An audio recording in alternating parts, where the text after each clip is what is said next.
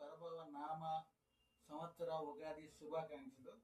So మనకు ఉగాది అనగానే గుర్తొచ్చేది షడ్రుచులు అనమాట. సో ఇప్పుడు మనం ఉగాది పచ్చడి ఎలా కలపాలో మీకైతే చూపిస్తాను అనమాట.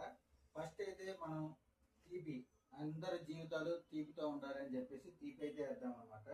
తర్వాత పులుపు మొత్తం కూడా 6 రకాలు అయితే ఉంటాయి అనమాట. పులుపు,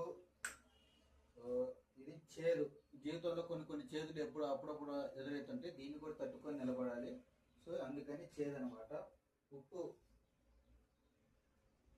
ఉప్పు, కారం కొన్నిసార్లు మనం ఘాటుగా ఉండక తప్పదు. సో ఇది ఫైనల్లీ వగర అనమాట. ఈ వగర జీవితంలో ఏదో ఒక టైంలో మనకైతే ఎదురవుద్ది. సో ఇది ఇవన్నీ మిక్సింగ్ చేసిన తర్వాత మనకైతే ఉగాది పచ్చడి అయితే రెడీ అయ్యిద్ది అనమాట. ఇది మన ఈ జీవితం కూడా అలాగే అన్నిటినీ కలిపి ఉండాలని మనస్ఫూర్తిగా కోరుకుంటున్నాను. మరొకసారి ఉగాది శుభాకాంక్షలు. Bye friends.